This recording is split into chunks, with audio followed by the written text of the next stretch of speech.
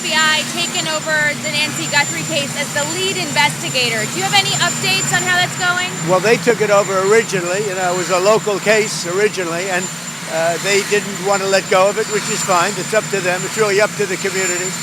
But ultimately, when the FBI got involved, I think, progress has been made.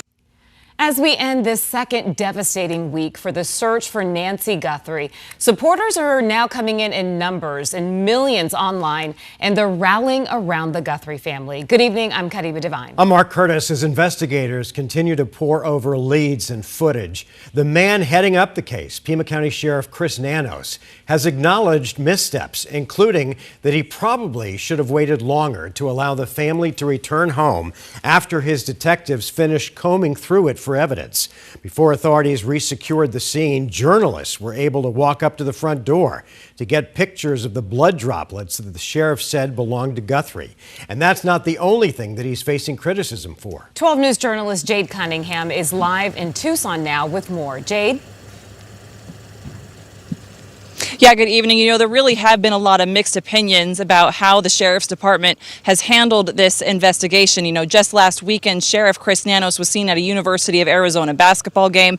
And then, there were also questions as to why the sheriff's department hasn't held any press briefings in more than a week. It's a little bit unusual when it comes to a case of this magnitude. And then today, there also have been some reports regarding some tension between the Pima County Sheriff Chris Nanos and the FBI. There are claims that Nanos is withholding evidence from the federal agency and that there may be some problems with where evidence is being sent to. We reached out to the FBI and the Sheriff's Department about this. The FBI telling us they are not commenting due to the ongoing investigation. The Sheriff's Department not responding to our request directly, but they did send a statement not too long ago saying in part evidence requiring forensic analysis is being sent to the same out-of-state lab that's been used since the beginning of this case, that it was discussed and agreed upon by the FBI.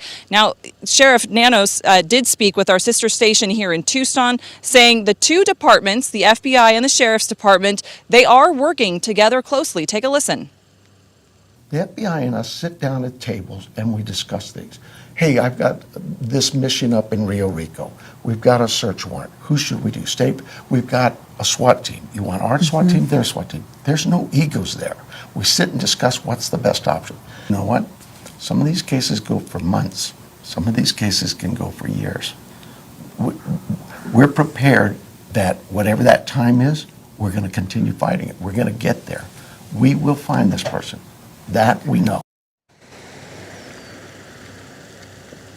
So let's talk a little bit about the suspect. While there are reports of multiple persons of interest, only one official suspect has so far been named by authorities in this case, and it's the person seen in Nancy's home surveillance video. Investigators believe it's a man between 5'9" to 5'10" in height, average build, wearing a black 25-liter Ozark Trail hiker backpack.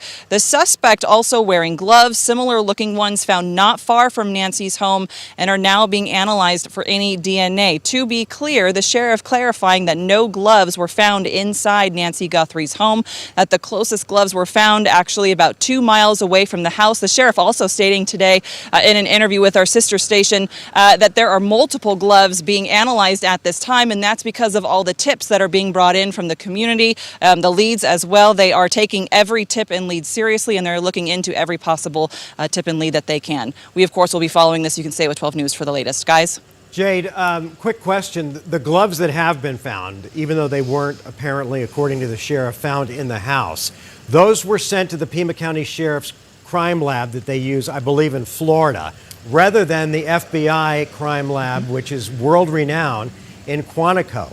Did the sheriff address why they're not using the FBI crime lab?